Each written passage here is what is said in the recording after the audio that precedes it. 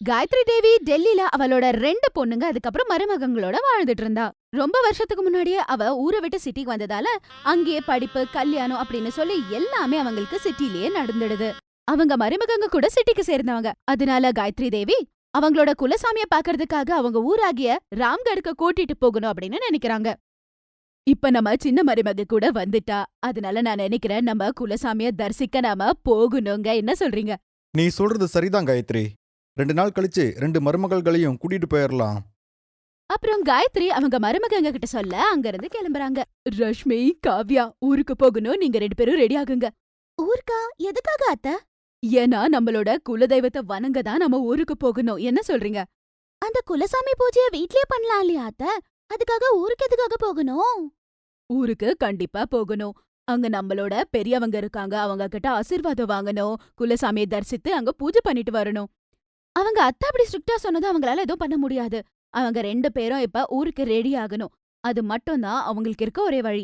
அவங்க 2 பேரும் இப்போ ஊருக்கு போலான்னு ரெடி ஆகுறாங்க. கொஞ்ச நாளைக்கு அப்புறமா அவங்க ட்ரெயின்ல அவங்களோட ஊருக்கு கிளம்புறாங்க. அங்க போய் சேர்ந்ததும் அத்தை அவங்களோட வேலைய காட்ட ஆரம்பிச்சிட்டாங்க. முந்தானிய கொஞ்சம் தலைமையில போடுங்க. என்ன அத்தை, முக்காட? ஆமாமா, இது கிராமம் இல்லையா? அதனால இங்க இருக்கிறபடிதான் நாமளும் நடந்துக்கணும். பாருங்க, நீங்க 2 பேரும் நான் சொல்றது கேளுங்க. ஊர்ல இருக்க மாதிரி எல்லாம் இங்க கிராமத்துல இருக்க முடியாது. இங்க சரியா நடந்துக்கங்க, சரியா? இல்லனா எல்லாரும் தப்பா பேசுவாங்க. அப்புறம் 2 பேருமே முக்காடு போட்டுக்கறாங்க. அதுக்கப்புறம் அவங்களோட பழைய வீட்டுக்கு போறாங்க. அங்க யாரும் இல்லாததால ரொம்ப நாளா அது மூடி வச்சிருந்தாங்க. ஊர்ல இருந்த அந்த வீட்ல அங்க 2 ரூம் மட்டும் தான் இருந்தது. அவங்களோட சமையலறை கூட வெரண்டால தான் இருந்தது. ரொம்ப வருஷத்துக்கு அப்புறமா ஊருக்கு வந்ததால அந்த வீட்ல முழுவதும் வெறும் டஸ்ட் தான் ரொம்ப போயிருந்தது. நாம வர்றதுக்கு முன்னாடியே உங்க சின்ன அத்தை இது எல்லாமே கிளீன் பண்ணி தான் வச்சாங்க. ஆனாலும் நம்ம வந்தது ரொம்ப நாள் ஆச்சு இல்லையா? அதனால பாரு, வெறும் டஸ்ட் தான் ரொம்ப போயிருக்கு, சரியா? எல்லாமே சுத்தம் பண்ணதுக்கு அப்புறமா என்ன பண்ணுங்க, வெளிய இருக்க கிச்சன்ல போய் கொஞ்சம் டீ வச்சிடுங்க. அப்புறம் ஒரு விஷயம் ஞாபகம் வச்சுக்கோங்க, இது கிராமம், சிட்டி கிடையாது. இங்க உங்க வேலையில உங்களுக்கு ஹெல்ப் பண்ண யாரும் வரமாட்டாங்க, சரியா? பெருக்க, தொடிக்க, சாமான் கழுவ எல்லாமே நீங்க தான் பண்ணணும், புரியுதா? சரிங்க அத்த. வெளிய இருக்க அவங்களோட கிச்சனுக்கு போய் பாக்குறாங்க. அது ரொம்ப பெருசா இருக்கும். ஆனா அவங்க போய் பாக்குறாங்க, அங்க மண்ணால செஞ்ச ஒரு அடுப்பும், அதுக்கப்புறம் பக்கத்துல விறகும் வச்சிருந்தாங்க. 2 பேருமே ரொம்ப கஷ்டப்பட்டு ஊதி ஊதி அதுக்கப்புறம் அந்த ஒரு அடுப்ப எரிய வைக்கிறாங்க. ஐயோ! இந்த ஒரு அடுப்பு என் உயிரே எடுத்துடுச்சு போ. அக்கா, இது வெறும் ஆரம்பம் மட்டும்தான். போக போக இன்னும் இருக்கு அக்கா. இந்த வெராண்டா கிச்சன் நமக்கு இன்னும் என்னென்ன காட்ட போதோ என்னமோ. அப்புறம் எப்படியோ கஷ்டப்பட்டு அந்த அடுப்புல அவங்க 2 பேரும் கஷ்டப்பட்டு டீ போடுறாங்க. அதுக்கப்புறம் அந்த டீய கொண்டு போய் அவங்க 2 பேருமே வீட்ல இருக்க எல்லாருக்குமே அந்த டீய குடுக்குறாங்க. அதுக்கப்புறமா அதுக்குள்ள அவங்க சின்ன மாமியார் வராங்க. இவங்க 2 பேருமே அவங்க கிட்ட ஆசீர்வாதம் வாங்கிக்கிறாங்க. நல்லா இருங்கம்மா. 2 மருமகங்களும் நல்ல பொண்ணுங்களா இருக்காங்க. இவங்கள பார்த்தா சிட்டி பொண்ணுங்க மாதிரியே தெரியலமா. எல்லாமே எவ்வளவு நல்லா சமாளிக்கிறாங்க. அந்த அடுப்ப பத்த வைக்க நான் பட்ட கஷ்டம் இவங்களுக்கு என்ன தெரியும்? கொஞ்ச நேரத்துக்கு அப்புறமா எல்லாருக்காகவும் அவங்க சமைக்க ஆரம்பிக்கிறாங்க. அதுவும் அந்த ஓபன் கிச்சன்ல அந்த ஸ்கைக்கு கீழே உட்கார்ந்தவங்களுக்கு சமைக்கிறது என்னமோ நல்லா பிடிச்சிருந்தது. நல்ல காத்தோட்டமா இருந்தது. அது மட்டும் இல்லாம அவங்க ஃபேமிலி மெம்பர்ஸ் எல்லாருமே அப்படியே வெளியே உட்காந்து நல்லா பேசிட்டு இருந்தாங்க. அதுக்கப்புறம் அவங்க சாப்பிட்டு முடிச்சதும் பாத்திரம் கூட வெளியே வச்சு கழுவிடுறாங்க. மறுநாள் காலையில வீடெல்லாம் பெருக்கி முடிச்சு அவங்க 2 பேரும் குளிச்சு கிச்சனுக்கும் வந்துடுறாங்க. அப்ப அவங்க மாமியார் வந்து சொல்றாங்க, இங்க பாருங்க மருமகங்களே, இன்னைக்கு குலசாமிய பார்க்க போனோம். அந்த தேவிக்கு நைவேத்தியம் வைக்கிறதுக்கு ஸ்வீட் பொங்கல், அதுக்கப்புறம் பாயாசம், அப்புறம் வடை கூட செய்யுங்க. ஆனா அத்தை, இங்க மிக்ஸி இல்லையா? அப்ப வடை மாவு எப்படி அரைக்கிறது? உங்க தடி தடி கையில. புரியல. நான் என்ன சொல்ல வரேன்னா, உரல் இருக்காங்க கண் தெரியுதா? அதுல மாவாட்டுங்கன்னு. நாம கிராமத்துல இருக்கோம். இங்க இருக்க பொருளை தான் நம்ம யூஸ் பண்ணோம். சரி அத்த. ஆனா எங்களுக்கு ஒரு விஷயம் தோணுது. இந்த ஊரு கிச்சன்ல வச்சு எங்கள கடுப்பேத்தணும்னு தானே கூட்டிட்டு வந்தீங்க. உங்களுக்கு தெரியும்ல இதுக்கு முன்னாடி இதெல்லாம் நாங்க பண்ணதில்லன்னு. இதுக்கு முன்னாடி பண்ணதில்லன்னா இப்ப பண்ணுங்க. இது கிராமம், புரியுதா? இங்க எல்லாம் கஷ்டப்பட்டு தான் நீங்க பண்ணியாகணும். அப்படின்னு சொல்லி அவங்க அத்தை அங்க இருந்து கிளம்பிடுறாங்க. சோட்டி, சீக்கிரம் சீக்கிரம் சமைக்கலாம் வா. இல்லனா அத்தை வந்து மறுபடியும் சூப்பர்விஷன் பண்ணுவாங்க. என்ன சொல்ற? அவங்க 2 பேரும் அவங்க வேலைய ஆரம்பிச்சிடுறாங்க. அப்புறம் சோட்டி உட்கார்ந்து மாவு அரைச்சிட்டு இருந்தா. கஷ்டமா தான் இருந்தது. ஆனாலும் அவளுக்கு அது பிடிச்சிருந்தது. ஏன்னா இதுக்கு முன்னாடி அவ இதெல்லாம் பண்ணதே இல்ல. ஆனா கொஞ்ச நேரத்துல எல்லா நைவேத்தியமும் அவ தயார் பண்ணிடுறாங்க. நீங்க இப்ப தயாரா இருந்தா நம்ம இப்ப கிளம்பலாம். குலதெய்வம் கோயிலுக்கு போகலாம். அதுக்கப்புறம் அவங்க எல்லாரும் சேர்ந்து குலதெய்வத்தை பார்க்க போறாங்க. சாமிய தரிசித்து அங்க அவங்க பூஜை பண்றாங்க. அம்மாவோட ஆசீர்வாதமும் அவங்களுக்கு கிடைக்குது. நான் இங்க ரொம்ப சின்ன பையனா இருக்கும்போது வந்தது தெரியுமா? ரொம்ப வருஷம் கழிச்சு இங்க வந்தது எனக்கு ரொம்பவே சந்தோஷமா இருக்கு. அதுக்கு தான் சொல்லுவாங்க, நாம எங்க இருந்தாலும் நம்மளோட பண்பாட நம்ம மறக்க கூடாது அப்படின்னு சொல்லி. கொஞ்ச நேரத்துக்கு அப்புறமா அவங்க எல்லாருமே வீட்டுக்கு வந்து சாமியோட பிரசாதத்தை சாப்பிடுறாங்க. ஆஹா, நிஜமா என்ன ஒரு டேஸ்ட்! ரொம்ப நல்லா இருக்கு. இங்க இருக்கிற காய்கறியும் தண்ணியும் ரொம்ப வித்தியாசமா இருக்கு. இந்த கிராமத்துல இப்படிதான். நான் சின்ன பையனா இருக்கும்போது நீங்க இனிப்பு மோர்லாம் தயார் பண்ணி கொடுத்தீங்க இல்லையா? அது ரொம்ப டேஸ்டா இருந்தது. இன்னொரு டைம் பண்ணி தரீங்களா? ஆஹா, கண்டிப்பா. நானே எப்பவுமே ஷர்பத் பண்ணி கொடுத்தா நல்லா இருக்குமா? உங்க மனைவிக்கு கூட சொல்லுங்க. பாருங்கடா தங்கங்களா, சீக்கிரமா சர்பத் செஞ்சு கொண்டு வாங்க. ஏதோ டாபால வந்து உட்கார்ந்து சாப்பிடுற மாதிரி இந்த அத்தை நமக்கு ஆர்டர் கொடுத்துக்கிட்டே இருக்காங்க. நிஜமா யூடியூப் இல்லனா அதுக்கப்புறம் நாம இந்த கிச்சன்ல எப்படி மேனேஜ் பண்ணிருப்போம் என்ன? நம்ம என்ன மேனேஜ் பண்றது? எல்லாம் அத்தை தான் பண்ணிட்டு இருக்காங்க. ஷர்பத் செஞ்சு எல்லாருக்கும் கொடுத்துட்டு அதுக்கப்புறம் அவங்களும் அத குடிக்கிறாங்க. அதுக்கப்புறம் அவங்க ஊரெல்லாம் சுத்தி பாக்குறாங்க, தோட்டத்தை சுத்தி பாக்குறாங்க, நதி கிட்ட போறாங்க. அதுக்குள்ள அந்த ஊர்ல இருந்து 3 நாள் ஆயிடுச்சு. அது அவங்களுக்கு எப்படி போச்சுன்னே தெரியல. ஆனா மருமகங்களுக்கு கிச்சன் அப்படின்ற பேரோட அர்த்தமே மாறிடுச்சு. அவங்க 2 பேருக்கும் அந்த வெராண்டா கிச்சன்ல சமைக்கிறது ரொம்பவே பிடிச்சிருந்தது. அதுக்கப்புறம் இப்ப ஊருக்கு போக வேண்டிய நேரமும் வந்தாச்சு. இந்த கிராமத்து ட்ரிப் நமக்கு அட்வென்ச்சர் ட்ரிப்பை விட செமையா இருந்தது. ஆமா ஆமா. ஆனா நாளைக்கு நாம எல்லாருமே ஊருக்கு போக வேண்டிய நேரம் வந்தாச்சு. ஆனா ஒரு விஷயத்த சொல்லுங்க. ஊர்ல இருந்தது, இங்க இருந்த சாப்பாடு எல்லாமே உங்களுக்கு பிடிச்சிருந்ததா? ஆரம்பத்துல 2 நாள் அத்தை நிஜமா கஷ்டமா இருந்தது. ஆனா அந்த வெராண்டா கிச்சன்ல சமைக்கிறது, அப்புறம் மசாலா வந்து நம்ம அரைச்சு சமைக்கிறது நிஜமா ரொம்பவே நல்லா இருந்தது அத்தை. இந்த சொர்க்கா பொரியல் சாப்பிடுறதே எனக்கு பிடிக்காது. ஆனா அந்த அடுப்புல செஞ்ச அந்த சொர்க்கா பொரியல் அவ்ளோ நல்லா இருந்தது தெரியுமா? சரியா சொன்ன மருமக. இங்க நமக்கு சமைச்சு செஞ்சு இந்த கிச்சன்ல சாப்பிடுறது கஷ்டம்தான். ஆனா அதுக்கான பலன் மட்டும் வேற லெவல்ல இருக்கும் தெரியுமா? அந்த சாப்பாடோட ருசிய சொல்லவே முடியாது. போகறதுக்கு முன்னாடி அந்த அக்கா தங்கச்சி 2 பேருமே அந்த வெராண்டா கிச்சனை பாக்குறாங்க. அவ்ளோ சந்தோஷப்படுறாங்க 2 பேருமே. அங்க சமைச்சது அவங்களுக்கு ரொம்பவே பிடிச்சிருந்தது. அது அவங்களுக்கு ஒரு புது அனுபவமாவே இருந்தது.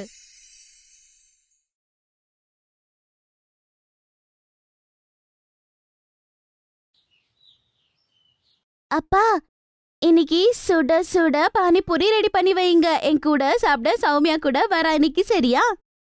ஆமா ஆமா லட்டு. நீங்க 2 பேரும் காலேஜ்ல இருந்து வரும்போது நேரா அங்க வந்துருங்க, சரிங்களா? நான் உங்க 2 பேருக்கும் கர்மாக்கரம் பானிபூரி வாங்கி தரேன். உனக்கு அது ரொம்ப பிடிக்கும் இல்லையா? ஆ, சரிங்கப்பா. என்னோட செல்ல அப்பா. சௌமியா சீக்கிரமா பஸ் பிடிச்சு காலேஜ்க்கு கிளம்பிடுறா. அதுக்கப்புறம் சௌமியா கிட்ட கூட சந்தோஷமா இந்த விஷயத்த சொல்றா. சௌமியா சந்தோஷப்படுறா. ஆ, அப்ப நான் கூட வரவா? எனக்கும் சுட சுட பானிபூரி பிடிக்கும். அம்மா, சுட சுட பானிபூரி எனக்கும் பிடிக்கும் தெரியுமா? நானும் கூட வரலாமா? ஆ, ஏன், கண்டிப்பா வா, சரியா? சாயந்தரம் ஆன பிறகு 3 பேருமே சுட சுட பானிபூரி சாப்பிடுறதுக்கு கிளம்பிடுறாங்க. அது மட்டும் இல்லாம அவருதான் அந்த ஊர்லயே ரொம்ப ஃபேமஸான பானிபூரி கடை. அவருதான் ரொம்ப ருசியான பானிபூரி செய்வாரு. அங்க பானிபூரி சாப்பிடுறதுக்குன்னு சொல்லி நிறைய இடத்துல இருந்து நிறைய பேர் வருவாங்க. அது ரொம்பவே ஃபேமஸான பானிபூரி கடை. அவர் பானிபூரி செய்யறது அவங்க பொண்ணுக்கு கத்து கொடுக்கறாரு. இப்படியே கொஞ்ச நாள் கடந்து போகுது. அவங்களோட ஸ்டடீஸ் எல்லாம் கம்ப்ளீட் ஆன பிறகு அவளோட பணக்கார ஃப்ரெண்ட்ஸ் 2 பேரும் ஹையர் ஸ்டடீஸ்க்காக ஃபாரினுக்கு கிளம்பி போயிடுறாங்க. கொஞ்ச நாளுக்கு அப்புறமா ரீனாவோட அப்பாக்கு உடம்பு சரியில்லாத போயிடுது. அதனால ரீனா தான் பானிபூரி கடையை பாத்துக்கிறா. ரீனா தினமும் பானிபூரி கடையில சம்பாதிச்சுதான் அவ அப்பாவை பாத்துப்பா. அவங்க அப்பாக்கு ட்ரீட்மெண்ட்டுக்காக தான் அவங்க வேலையே பண்ணிக்கிட்டு இருந்தா. சுட சுட பானிபூரி, சுட சுட பானிபூரி வாங்கம்மா வாங்க. சுட சுட பானிபூரி, ருசியான பானிபூரி. ரொம்ப வருஷம் இப்படியே கடந்து போகுது. அவளோட ஃப்ரெண்ட்ஸுக்கு கல்யாணம் கூட ஆயிடுது. அவங்க 2 பேரும் அண்ணா தம்பியை தான் கல்யாணம் பண்ணிக்கிறாங்க. அவங்க 2 பேரும் நல்லா சந்தோஷமா இருந்தாங்க. ஒரு பக்கம் ரீனாக்கு அவளோட ஃப்ரெண்ட்ஸ் பத்தி ரொம்பவே ஞாபகம் வருது. ஆனாலும் அவகிட்ட காண்டாக்ட் பண்ண அவங்களோட காண்டாக்ட் நம்பர் கூட இல்ல.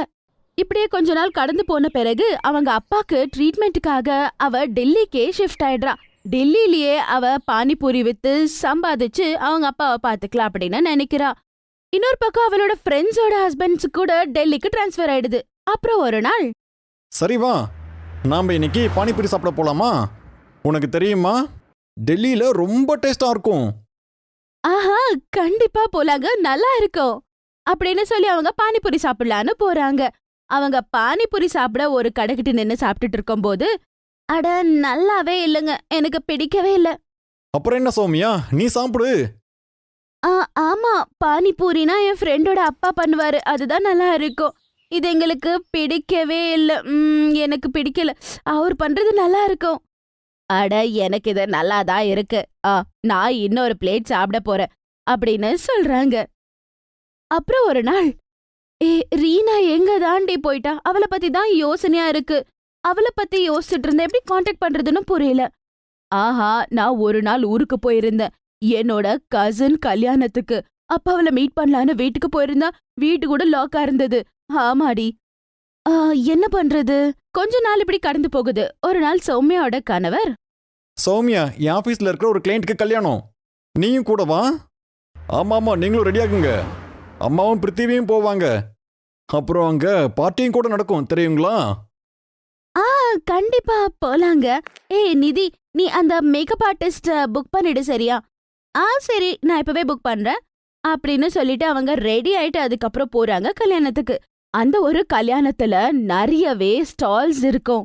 அவங்க எல்லாம் பேசிட்டு இருந்த நேரத்துல அவங்க தங்கச்சி அங்க வராங்க. அனி, என்ன பண்றீங்க? நீங்க அங்க போய் பானிபூரி சாப்பிட்டு பாருங்க, ரொம்பவே நல்லா இருக்கு. கோல்கப்பா இன்னும் சூப்பரா இருக்கு. அட வேண்டாண்டா. அட பானிபூரி ரொம்ப டேஸ்டா இருக்கு. உன் ஃப்ரெண்டோட அப்பா அது நல்லா இருக்கும்னு சொல்வீங்கல்ல, அதை விட நல்லா இருக்குது, போய் பாருங்க அப்படின்னு சொன்னதும் இவங்களும் ட்ரை பண்ணலான்னு சொல்லி போறாங்க. போய் அங்க ட்ரை பண்ணி பாக்குறாங்களோ இல்லையோ, அட சுட சுட பானிபூரி. இது யார் செஞ்சது? அரிச்சிச்ச மாதிரியே இருக்கு. யார் செஞ்சது? அவங்க எங்க இருக்காங்க? சரிங்க மேடம், இப்போ வந்துகிட்டு இருக்காங்க. ஸ்டால்ல நாங்க இருக்கோம். இது அதே கோல்கப்பா. சௌமியா, சீக்கிரம் வா அப்படின்னு சொல்லிட்டு அவங்க உள்ள யார் செஞ்சுட்டு இருக்காங்கன்னு பார்த்துக்கு போறாங்க. அங்க போய் பார்த்தா அங்க அவளோட ஃப்ரெண்ட் இருப்பாங்க. ஹே சௌமியா, நிதி, உங்க 2 பேருக்கு கல்யாணம் ஆயிடுச்சா? பாக்க அழகா இருக்கீங்கடி.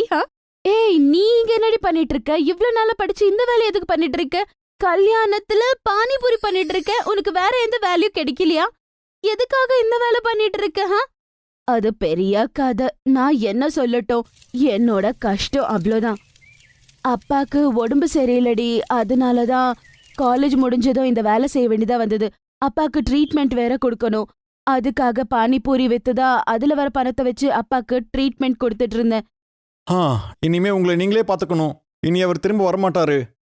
அவருக்கு கேன்சர் வந்திருக்குமா, அவர் லங்ஸ் முழுவதும் பரவிருக்கு.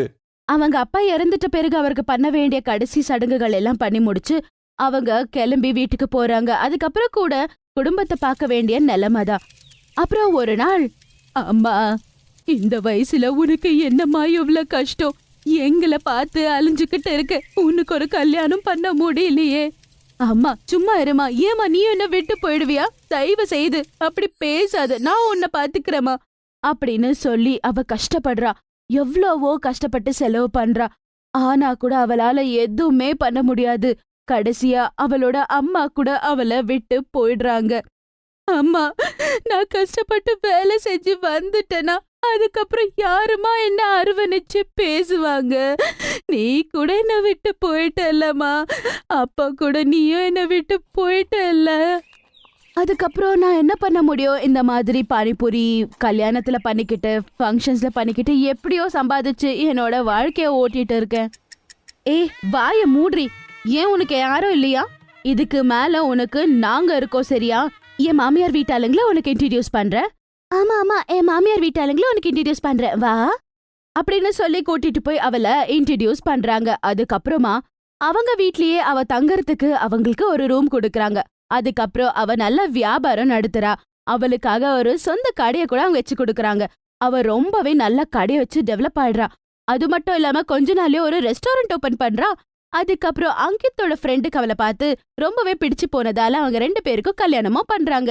அதுக்கப்புறம் அவ வாழ்க்கையில ரொம்ப சக்சஸ்ஃபுல்லா சந்தோஷமா வாழ்ந்துட்டு இருந்தா.